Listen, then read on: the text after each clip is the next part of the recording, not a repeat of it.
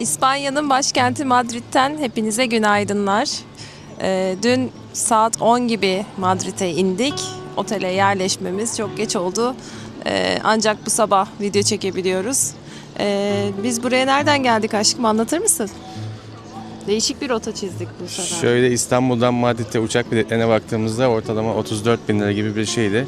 Ama biz bunu 8 bin lira gibi bir maliyetle yapabilmek adına aracımızla önce Sofya'ya gittik. Sofya'da bir gün geçirdik, alışverişimizi yaptık, dolaştık ettik. Akşam da Sofya'dan uçağa binerek yaklaşık 3,5 saatlik bir uçuşun ardından İspanya'ya geldik. Akşam saat 8 gibi buradaydık ve indiğimizde hava çok sıcaktı. 32 derece falandı daha indiğimizde bile. Evet, Yani şu anda sabah saat daha 8.30 gibi bir şey. Ama acayip bir sıcaklık var. Bilmiyorum nasıl gezeceğiz bütün gün. Şu anda da Plaza del Mayor'dayız. Hemen size bir şöyle Çok meydanı güzel göstereyim. bir meydan. Burası 17. yüzyıldan kalma bir meydan. Habsburg döneminden kalma. Şöyle bir dikdörtgen şeklinde ve çok güzel bir mimarisi var. Dün akşam burası bayağı bir hareketliydi. Canlı müzikler, restoranlar. Meydanın dört bir tarafında oturabileceğiniz kafeler, yemek yiyebileceğiniz yerler var. Bu arada buranın en meşhur yemeklerinden bir tanesi de ekmek arası kalamarmış. Dün akşam Ona yetiştik. Ona yetiştik. Dün akşam kalamara yetiştik. Ekmek arası kalamar. Kalamarı pişiriyorlar, ekmeğin içine koyuyorlar ve veriyorlar. Hiçbir sos yok, yanında hiçbir şey yok. Evet, Ortalamada 4-5 güzeldi. euro gibi bir şey. Tadı çok güzel ama hani değişik ve hani şu caddeden yürüdüğünüz zaman aslında onlarca kalamarcı görebiliyorsunuz ve ortalama 4-5 euroda bir fiyatları var. Burada aynı zamanda birçok restoran vardı ama biz akşam oturmak istediğimizde hepsine Geç dediler. kaldık. Kapatıyoruz dediler çünkü saat 12 gibi falandı. Herhalde büyük ihtimalle şu üst tarafta oteller olduğu için 12'den sonra burada gürültü yapmak istemediklerinden dolayı hiç kimse 12'den sonra açık değildi. Ama meydan çok canlıydı. Sokak satıcıları vardı, gösteri yapanlar. Ambiyans bile insana yetiyor Ambiyans gerçekten. çok iyiydi. İşte müzik yapanlar, sokak müzisyenleri vesaire bayağı vardı. Şimdi kahvaltıya gidiyoruz. İspanyol omletini deneyeceğiz. Bir hafta boyunca İspanya'da olacağız. 2 gün Madrid, 2 gün Valencia, 3-4 günde Barcelona gibi planladık. Videomuza başlamadan önce YouTube'un bizden istediği, bizim de sizlerden istediğimiz bizi takip etmemiz, videomuzu beğenmeniz ve mümkünse altına yorum yapmanızı isteyeceğim. Destekleriniz çok önemli. Ve ben bunları, algoritma istiyor bunu, ben istemiyorum. Ve ben bunları size anlatırken de 3. Felipe'nin heykelini size gösteriyorum şu anda. 3. Felipe, Portekiz ve İspanya'nın yüzyıllarca hüküm sürmüş bir uygarlığın en önemli hükümdarlarından biri. Heykelini de almış, Plaza del Mayor'a, İspanya'nın, Madrid'in başkentine böyle dikmiş. Hadi o zaman başlayalım. Kaldığımız otel, Plaza del Mayor meydanının hemen yanında olduğu için Madrid'de hiç toplu taşıma kullanmadık. Tüm önemli noktalar yürüme mesafesindeydi. Konum doğru olunca hem zamandan hem de ulaşım masrafından tasarruf ettik. Otelin linkini açıklamaya ekliyoruz.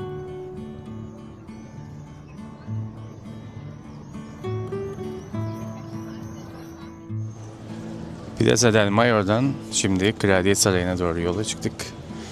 İspanyol omletinin tadına baktık. Nasıl? Yani. Patatesli yumurta. Patatesli omlet. İçerisinde karamelize soğan var deniyor ama soğanlar pek karamelize değil. Hem de meydanda Plaza del Mayor'un orada bir yerde yedik. Tam köşedekinde. Çok da süpermiş diyeceğimiz bir şey değil aslında. Şimdi Kraliyet Sarayı ve yanında bir tane büyük bir katedral varmış. Oraya doğru yürüyoruz. Yaklaşık bir 5 dakikalık mesafede.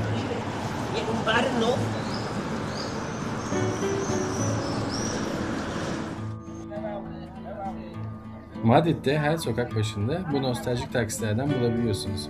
Pazarlık usulüyle çalışıyorlar.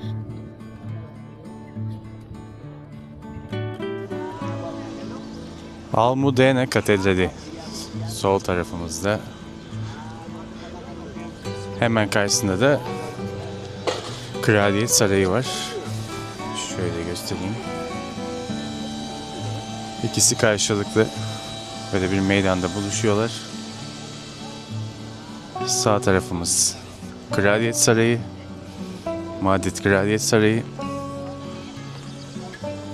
Hemen sol tarafımızda da Almudena Katedrali'ni görüyoruz. Almudena Katedrali, Madrid'in en görkemli dini yapılarından biri. Yapımı yaklaşık 100 yıl sürmüş ve 1993 yılında Papa II. Jean Paul tarafından kutsanarak ibadete açılmış. gotik, barok ve neoklasik tarzların bir araya geldiği bir mimariye sahip. Giriş paralı mı bilmiyoruz. Şimdi birazdan içeriye doğru yürüyeceğiz.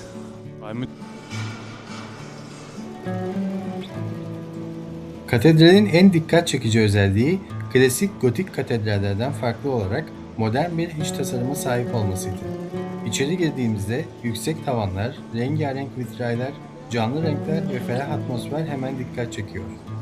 Özellikle kubbe kısmındaki detaylar ve ışığın vitraylardan süzülüşü mekana çok etkileyici bir görünüm katıyor. Ana sunağın bulunduğu bölüm ise altın tonlu süslemeleriyle oldukça görkemli.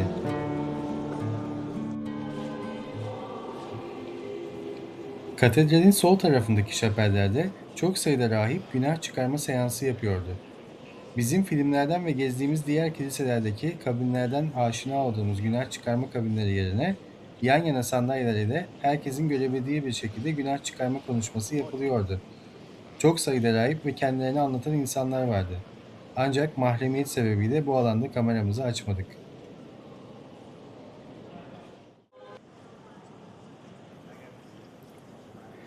Birçok kilise ve katedral gördük ama Almudena'nın tavanı bizi gerçekten çok şaşırttı. Rengarenk desenler ve ışık oyunları sayesinde içerisi oldukça çok canlı görünüyordu. Sanki ülkenin enerjisi ve neşesi buraya da yansımış gibiydi.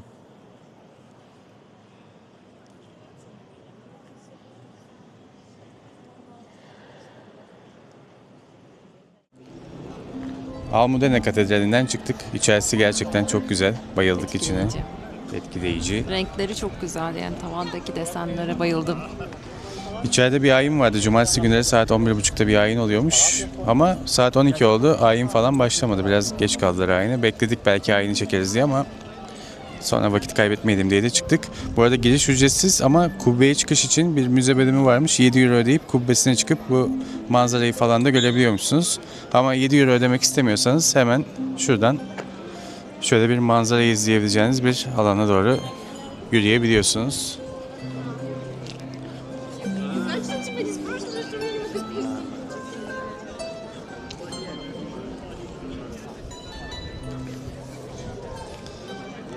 Bakalım nasıl bir manzara göreceğiz.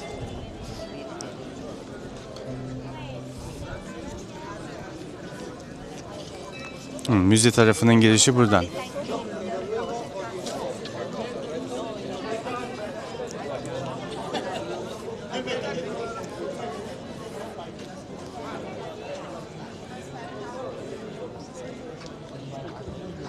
Ve Madrid manzarası.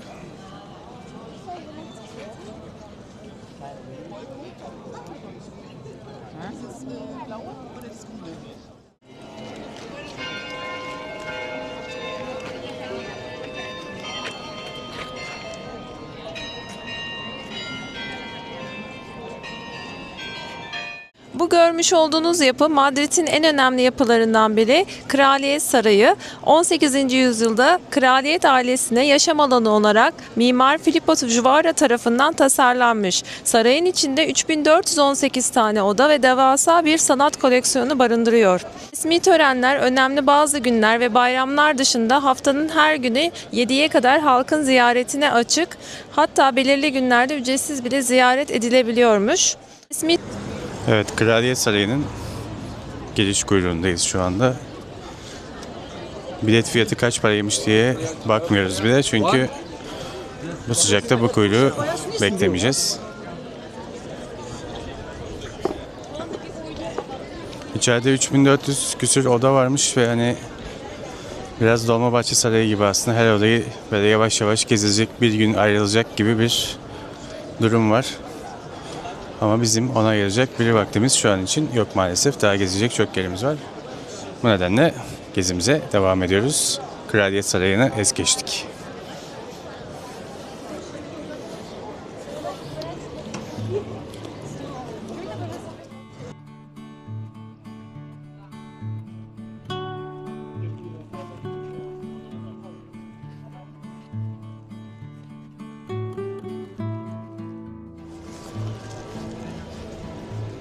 Şurada bir kalabalık var. Sanırım nöbet değişimi gibi bir şeye mi denk geldik bilmiyorum.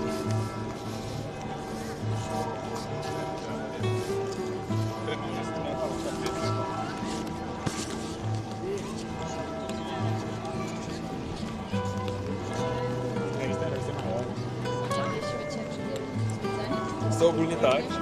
Nie, to jest tylko z Niemiec.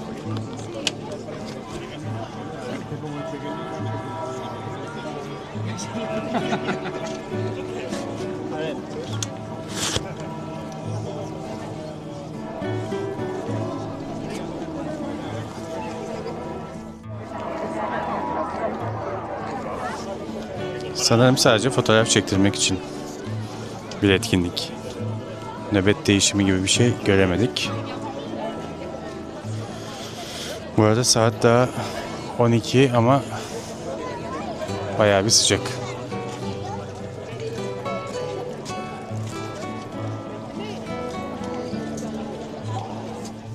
Madrid'in İstiklal Caddesi, Gran Via adlı caddeye geldik. Burası İstiklal Caddesi gibi diyorlar ama trafiğe kapalı değil, yani trafik ortadan akıyor. Kenarlarda geniş kaldırımlar var ve bütün işte marketler, mağazalar vesairelerin olduğu geniş bir cadde, alışveriş yapılan yer burası olarak gösteriliyor. Şöyle caddeyi göstereyim size. Caddenin zaten başında Zara ile başlıyorsunuz. Sonra bir sürü tekstil markaları, bir sürü mağazalar ve yine cadde üstünde bir sürü kafeler var. Bu arada hava çok sıcak. Şu anda 30 dereceyi geçti büyük ihtimalle. Gölgedeki sıcaklık. Yavaş yavaş caddeyi geziyoruz.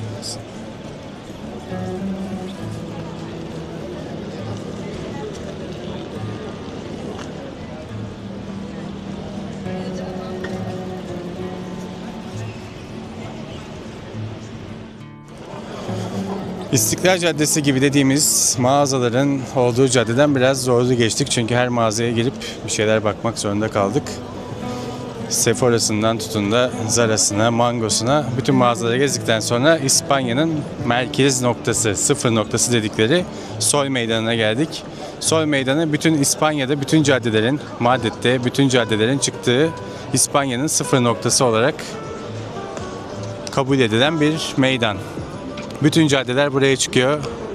Değişik hareketler, oyunlar, sahne şovlarının sergilendiği bir meydan.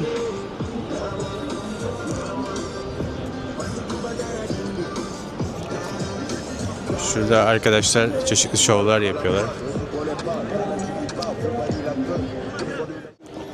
Hem yerel halkın hem de turistlerin buluşma noktası olma özelliğine sahip meydan adını güneş doğusundaki Eskişehir Kapısı'ndan alıyor. Günümüzde Madrid'in en işlek alanlarından biri ve 0 kilometre taşı burada yer alıyor. Tüm karayollarının başlangıç noktası kabul ediliyor. Yani ülkenin merkezi konumunda.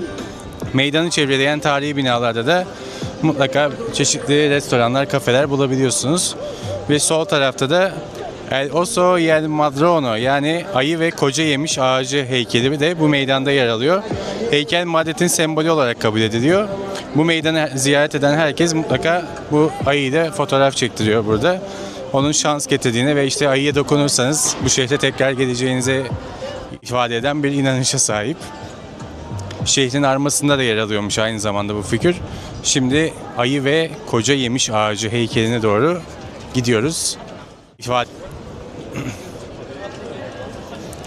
Fotoğraflarda daha büyük gözüküyordu. Öyle büyük de bir heykel değilmiş aslında.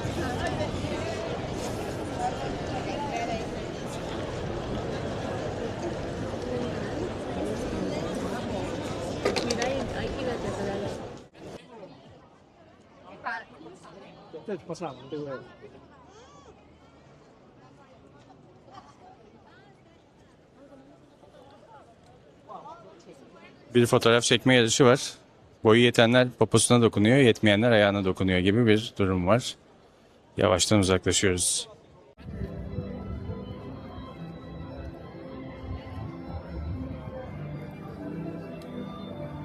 Madrid'in sokakları adeta açık hava müzesi gibi. Tarihi binalar, küçük meydanlar ve sokak sanatçıları şehre ayrı bir ruh katıyor.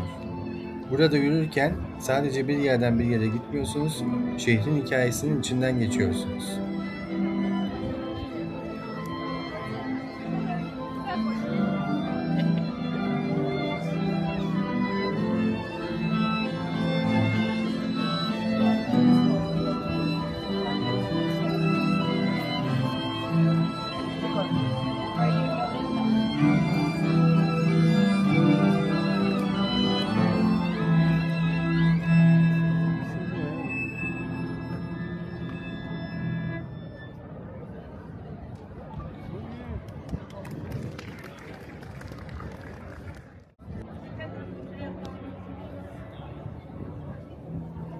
Madrid'in en güzel yanı plansız yürüyüşlerin bile sizi güzel yerlere çıkarması.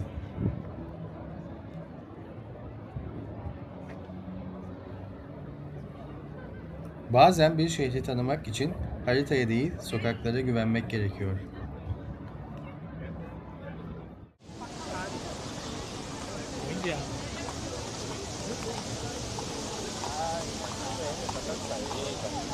Retiro Park'a geldik. Retiro Park, Madrid'in en büyük parklarından bir tanesi. Şehir parklarını biliyorsunuz Avrupa'da meşhur. Bu ama Avrupa'nın en iyisi diye tabir edilen parklardan biri. İçerisinde büyük bir göl var. Tekne falan kiralayabiliyorsunuz, gezebiliyorsunuz. Şimdi yavaş yavaş parkın içine doğru yürüyoruz. Madrid'in en ünlü ve en güzel parkı. Öyle ki UNESCO tarafından 2021'de Dünya Mirası listesine alınmış. 350 hektarlık bir alana yayılıyor. Bayağı büyük bir park. Piknik yapanlar, işte gölde kürek çekenler, canlı müzik yapanlar gibi birçok aktiviteye sahip. İçerisinde küçük kafeler var. Gölün olduğu bölüme doğru yavaş yavaş yürüyoruz parkın içinden. Sanırım bugün cumartesi olduğu için bayağı kalabalık. Aynı zamanda parkın içinde bir Kristal Saray diye bir saray var. Ancak saray maalesef tadilatta olduğu için bugün giremeyeceğiz. Bayağı camlarını falan sökmüşler. Yorumlarda öyle okudum. Dolayısıyla Kristal Saray'a gitmeyeceğiz ama parkın içerisinde biraz dolaşacağız. Gül bahçelerinin olduğu bir bölüm var. Ölülere ait olduğu belirtilen ayrı bir alan var. Böyle değişik ağaçların olduğu bir bölüm var. Köpek parkı diye ayrı bir alan var. Kafelerin olduğu bir bölüm var. Bayağı büyük bir park. Canlı müzik yapanlar vesaire bayağı eğlenceli bir park.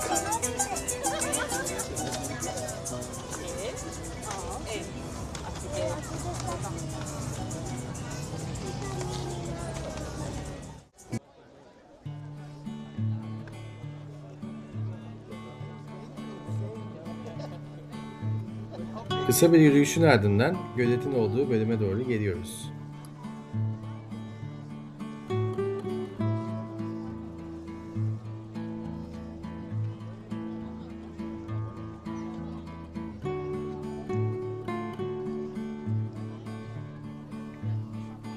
Başınıza güneş geçmesini istiyorsanız tekne kiralayıp gölde de gezinti yapabiliyorsunuz.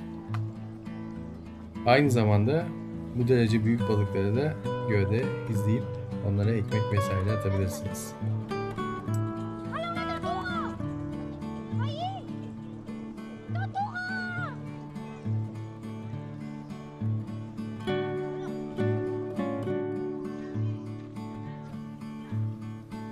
Biraz serinlemek ve kendimize gelmek için kendimizi ormanın içerisine atıyoruz. Ağaçlar bize gölge yapıyor ve daha serin bir ortamda muhteşem manzaranın tadını çıkartabiliyoruz.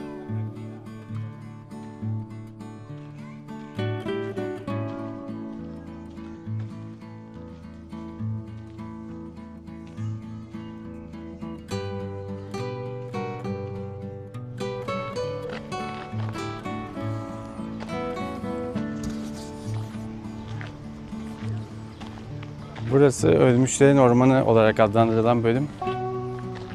Değişik böyle bir ağaçlar türü var. Ama çok sıcak. Dolayısıyla içerisine girmiyoruz. Bu arada park o kadar büyük ki hepsini gezmemize imkan yok. Yani bir gün boyunca burada gezersiniz, parkı gezeceğim derseniz. Değişik konseptler yapmışlar. Ama hani Mayıs ayında olmamıza rağmen şu an 32 derece gösteriyor sıcaklık. Cehennem gibi içerisi.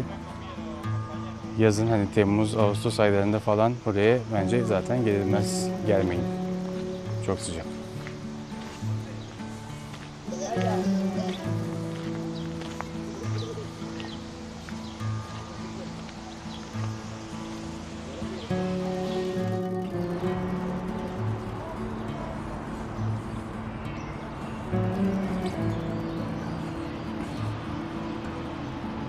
Prado Müzesi'ne geldik. Prado Müzesi içerisinde birçok sanat etkinliğinin olduğu sanat galerisi. Birçok eserler var, çok ünlü eserler var içerisinde. Prado Müzesi'ne en az 200 saat ayırmanızı tavsiye ederiz. Hemen karşısında ise bir botanik bahçe var. Şöyle göstereyim. Eğer botanik merakınız da varsa hemen karşısındaki Real Jardin Botanico adlı botanik bahçesine de gidip orayı da gezebilirsiniz. Bu ikisi zaten karşılıklı.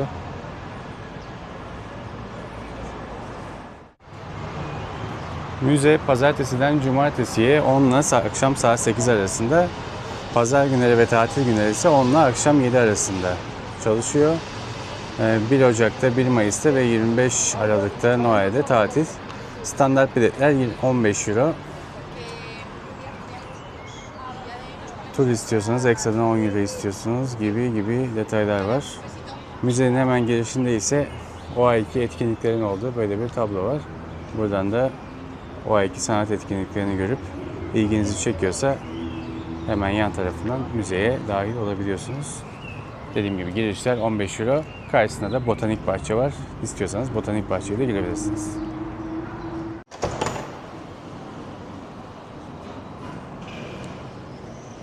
Otelimizden çıktık. Hemen otelimizin karşısında İrfan Mini Market diye bir market var. Türkler burayı da ele geçirmiş. Bugün baklavacılar falan vardı gezdiğimiz yerlerde, dönerciler falan gördük. Hatta biraz şu arka sokakta, bir arka sokakta adı neydi Mangal. Mangal adlı bir Türk restoranı var. Sucuk dürümler falan filan yapıyordu. Bayağı burada da Türkler var. Otelimiz dün de sabah da bahsettiğimiz gibi hemen meydana çok yakın. Meydanın girişi şurada. Bugün 20.000 adım attık. Ama yetmedi. Yetmedi. Gene dışarı çıktık. Biraz otele geldik, dinlendik. Güneşin batmasını bekledik. Ve şimdi bir yemek marketine doğru yola çıkıyoruz. Yürüyerek yaklaşık 2-3 dakikalık bir mesafede Plaza del Mayor'dan geçeceğiz. Bu arada otelimizin hemen yanında da şöyle bir kilise var. Arkamda gözüküyor. Genel itibariyle Madrid'i çok beğendik. Sıcak. Hani evet, yazın gelinecek, gezilecek bir yer değil ama gerçekten mimarisi, yeme içme imkanlarıyla çok güzel bir şehir. Çok düzenli bir şehir ve gayet de güvenli bir şehir. Hiç öyle güvenlikle ilgili bir sıkıntı yaşamadık çok şükür. Tek sıkıntı yaşadığımız durum gittiğimiz yerlerde İngilizce bilmiyor olmalarıydı. Evet. Yani bugün çok güzel bir restoran keşfettik. Bayağı önünde kuyruk falan vardı. İşte sıra beklemek zorunda kaldık içeri girmek için falan, girdik. Yemekler tamam çok güzeldi, her şey güzeldi ama gel gelelim. Garson 1 gram İngilizce bilmiyor. Garsonların hiçbiri bilmiyor. Yani sipariş verirken de zorlandık. O ara mesela bize arka tarafta bir masaya aldılar. İnternetimiz çekmiyor. Çeviriyi kullanamadık. Çeviriyi kullanamadığımız için menüyü anlamadık. Adam hiç İngilizce bilmiyor. Bayağı böyle bir Rastgele ne getirirsen getir. Aynen, artık oldu yani, hani sen ne istersen getir yiyelim. Hani bize bir sangria getir içelim de gerisini sen doldur yanına gibi bir şey söyledik. Adam da güzel şeyler getirdi yine ama bayağı bir sıkıntı oldu sipariş vermemiz ve yemek yememiz. Diğer gittiğimiz yerlerde de, hani dün akşam gittiğimiz Kalamarcı'da da mesela yine İngilizce konuşmuyorlardı. İngilizce işi biraz burada sıkıntı. Meydan çok hareketli şu an. Evet, şu an meydanın Yemek saati. hareketli saatindeyiz. Sabah bahsettiğimiz bu kafeler, restoranlar gece 12'ye kadar açık.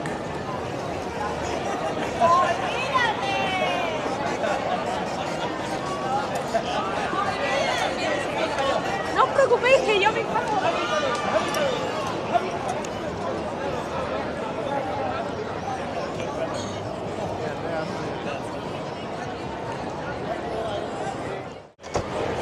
Plaza del Mayor'dan yemek yerlerine doğru giderken sabah da bahsettiğimiz gibi her köşede bir kalamarcı var.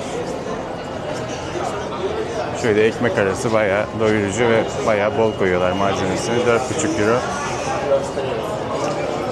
Mekanlar dolu.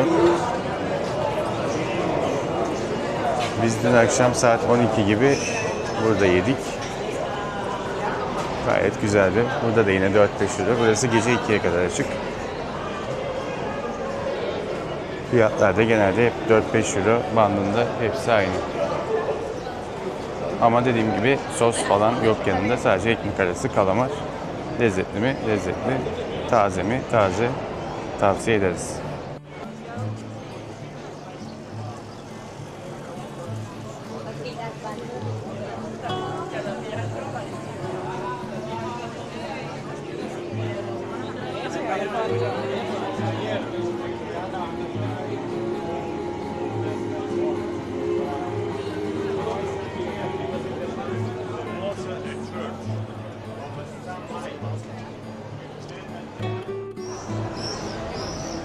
Ve şimdi San Miguel pazarına geldik. Burası aslında bir gastronomi merkezi. İçeride bütün İspanyol yemeklerini tadabileceğiniz küçük küçük dükkanlar var. Bütün İspanyol atıştırmalıklarını burada bulabiliyorsunuz. Aynı zamanda 1916 yılında inşa edilen bu yapı bugün tapas barları, taze deniz ürünleri, tatlılar ve yerel şaraplarla dolu birçok restoranda ev sahipliği yapıyor. İçeride oturup yiyebileceğiniz alanlar var. Bir de böyle alıp kenarda takılabileceğiniz alanlar var. Şimdi beraber içerisini gezelim.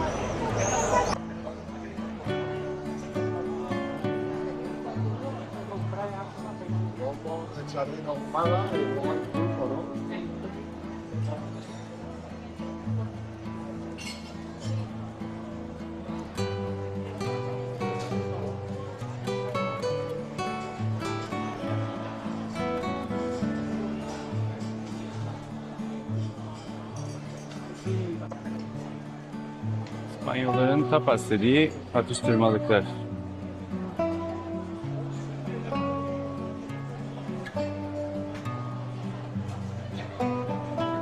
Burada bir zeytinci var. Yine şarabın yanında atıştırmalık alabileceğiniz.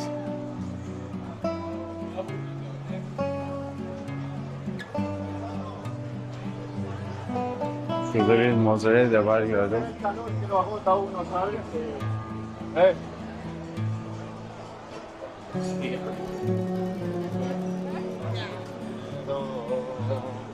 Bir tapas 4.95, iki tapas 9 euro.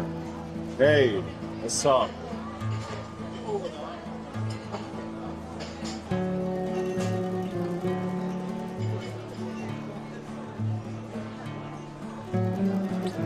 Sangria 3.70 euro.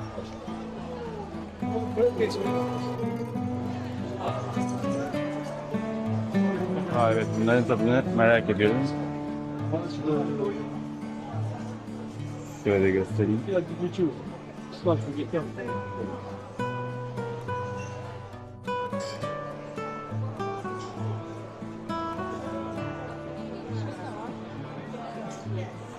Çok fazla çeşit var.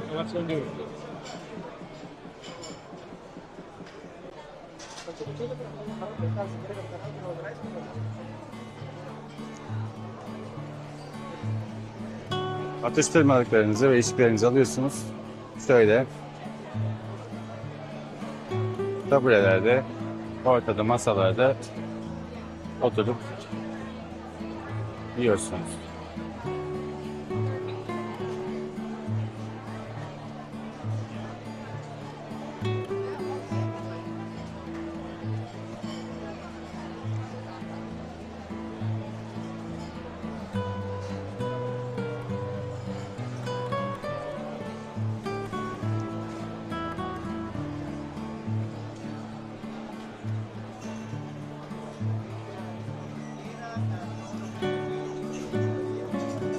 Peynirci.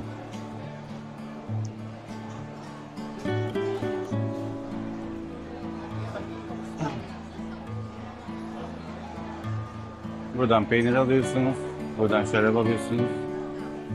Şurada oturup sohbet edip içiyorsunuz. Değişik bir ortam. Chocolateria Sanguines.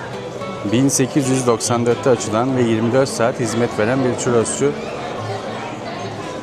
Çikolata sosuyla birlikte servis yapıyorlar. Önce gelip buradan sipariş vermeniz gerekiyor ve daha sonra da Burada boş bulduğunuz bir masa için garsonlara fişinizi veriyorsunuz ve onlar size servis yapıyorlar. Yani masayı boş bulduğunuz zaman eğer elinizde fiş yoksa oturamıyorsunuz gibi bir durum var. Hatta az önce de biraz kalabalık olduğu için şurada bir masa kuyruğu oluşturdular yan duvarda. Sadece alıp elinizde yemek istiyorsanız da ayrı bir kapı yapmışlar. Onun için de şu taraftan sipariş verebiliyorsunuz. Bir porsiyonda 6 tane var. 2,7 euro gibi bir ücreti var. 2,5 euro da çikolata için alıyorlar. Yanına kahve vesaire de söyleyebiliyorsunuz. Çikolataria Sanguines. Madrid maceramızın sonuna geldik. Bir güne oldukça fazla şey sığdırdık ve bu güzel şehirden harika anılarla ayrılıyoruz. Şimdi sırada Valencia var. Yarın sabah trenle yola çıkıyoruz ve yeni videolarla birlikte keşfetmeye devam edeceğiz. Eğer videoyu beğendiyseniz bir beğeni bırakmayı, yorum yaparak görüşlerinizi paylaşmayı ve kanalımıza abone olarak bize destek olmayı unutmayın. Bu destekler kanalımızın büyümesine gerçekten çok yardımcı oluyor. Bir sonraki videoda görüşmek üzere. Hoşça kalın, kendinize iyi bakın.